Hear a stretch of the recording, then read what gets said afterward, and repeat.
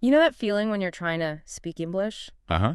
The words are somewhere in your head, you understand a good chunk of what's being said, but it's like there's a traffic jam Mm-hmm. between your thoughts and your tongue. You Yeah. just can't seem to get it out smoothly. Right. That feeling of being stuck. Exactly. Okay, so let's unpack this because what we've been digging into suggests a really interesting shift in uh, how we approach fluency. Mm.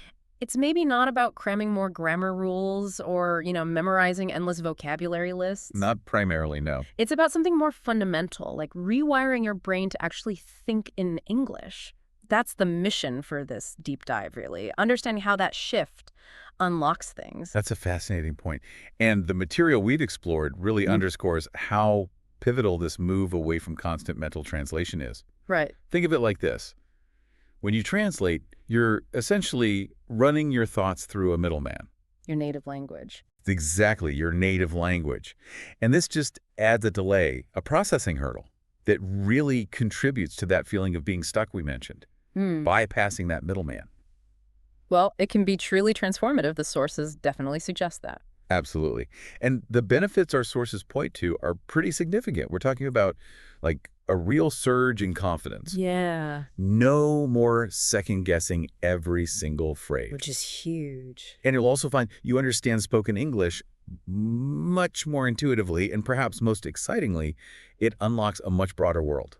Tell me more about that broader world. Well, imagine just effortlessly connecting with people from different cultures, truly appreciating films and music in their original form. Without subtitles, yeah. Right. Navigating your travels with ease and expressing your unique perspective, on a global stage. Mm-hmm. One of the sources we looked at actually framed this shift as potentially life-changing. That's a strong claim, but it makes sense. And when you consider the doors it opens, that doesn't really seem like an exaggeration, does it? Not at all. And what's particularly compelling, I think, is how practical the advice in these sources is. Yeah. This isn't some abstract linguistic theory. It offers really concrete, actionable steps you can take, like, right away. Exactly. So if you're wondering, okay, this makes sense, but how? How do I actually start thinking in English? The material lays out three really straightforward techniques. Okay. The first one is basically just describing what's around you in English. Simple. Super simple, wherever you are. Just take a mental snapshot and narrate what you see using basic English. There's a red car. The person is wearing a blue jacket. The sun is shining. Just basic observations. Yeah, and the brilliance of this, I think, lies in its directness. You're forging a direct link between the visual input and the English words. Ah, okay. You're training your brain to bypass the need to label things in your native language first. Right, cutting out the middleman again. Precisely. And you can do this anywhere, anytime. It makes it incredibly accessible. Good point. Okay, so the second technique. This one might feel a little odd at first, maybe, Oh. but apparently it's incredibly effective. Talking to yourself. Out loud. Yeah, vocalize your thoughts in English. So if you're heading to the kitchen feeling hungry and considering making tea, Yeah. just say it out loud. I'm going to the kitchen. I feel hungry. I think I'll make some tea. I see. So this internal monologue, but spoken aloud in English, it helps to normalize the sound and feel of the language. Exactly, within your own mental space. It's like a low-pressure environment to practice forming sentences, getting comfortable with your own English voice. Yeah, like rehearsing a conversation where you're both the speaker and the listener. Okay, that makes sense. Mm-hmm. And the third? The third method is all about self-questioning. Asking yourself simple personal questions in English. Like, What do I want to eat? What did I do today?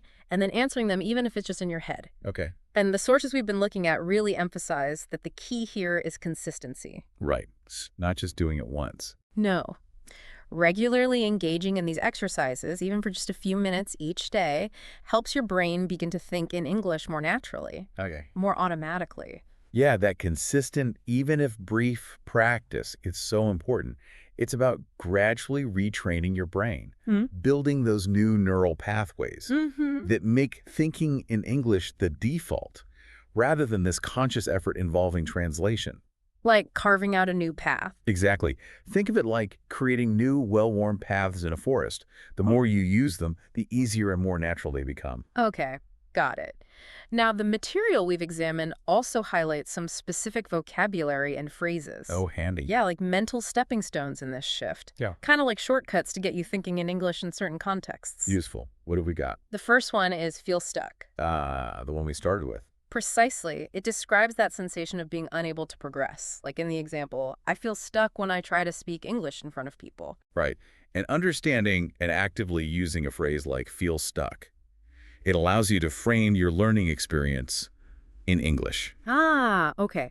So instead of thinking about the frustration in your native language, And then, trying to translate it, you're immediately accessing an English term for that specific feeling.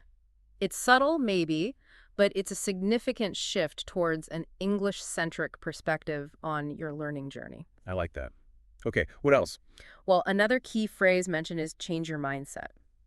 Meaning to alter your way of thinking. Exactly. The example given was, when I changed my mindset, learning English became easier, which really speaks directly to the core idea here today. It really does. It encapsulates that transformation we're talking about. Yeah, recognizing that your approach might need to evolve, that you need to change your mindset, that's a powerful step in itself towards fluency. It acknowledges that language learning isn't just about acquiring information. Right.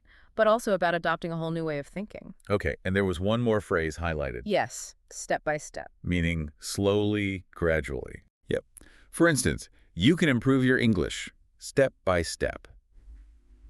It's just a valuable reminder, isn't it, that language acquisition is a journey, not some kind of race. Definitely. Takes the pressure off a bit. Exactly. Step by step encourages patience and, a sustainable approach. It reminds you that every little effort contributes to the overall progress. Stops you feeling overwhelmed. Right. You can literally take it one phrase, one sentence, one thought at a time. So, okay, we've explored why thinking in English matters. We've got some practical how-to techniques and some useful linguistic tools. But let's maybe broaden our perspective for a second. The bigger picture. Yeah, the bigger picture.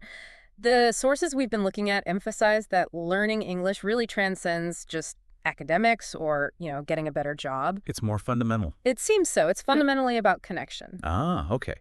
If we connect this to the bigger picture, it becomes clear that English, as a global lingua franca, offers these unparalleled opportunities for human connection. Right. Imagine effortlessly engaging in conversations with people from all corners of the world. Yeah, accessing different viewpoints directly. Experiencing the richness of international films and music without that intermediary of translation. And navigating unfamiliar environments with confidence. These are all quite profound enhancements to your life experience, aren't they? Definitely. Absolutely. Think about just the ability to connect with diverse individuals, understanding the humor and like the nuances of your favorite shows in their original language, and feeling secure and independent as you explore new places. The sources really underscore this idea that improving your English enriches your life in just countless ways. So it's not just about adding a line to your resume, as you said. Not at all. It's about expanding your world and your capacity to interact with it. Which naturally leads to a crucial question for you, the listener. Yeah. What are your personal motivations for learning English? What specific connections do you hope to forge? What particular experiences are you really looking forward to unlocking? That's a great point. Keeping those personal aspirations front and center. It can serve as a really powerful driving force as you cultivate this habit of thinking in English. Okay, so here's a tangible challenge for you then. Let's hear it. For the next week, just set aside a few minutes each day. That's all. A few minutes to actively try thinking in English. Using those techniques. Yeah. Describe your morning routine. Narrate your commute in your head. Ask yourself a couple of those simple questions before you go to sleep. Doable. And we'd really love for you to consider, maybe even share with someone, what's one key personal reason you want to improve your English? As you take on this challenge, just remember that language learning is, it's a continuous journey of growth. For sure. There will inevitably be moments of, frustration, that stuck feeling. But every conscious effort you make, every new thought you formulate in English, that's a tangible step forward on that path. Exactly. Keep practicing, keep growing, and remember every single word you learn, every little thought you manage in English, it brings you one step closer to the life you envision.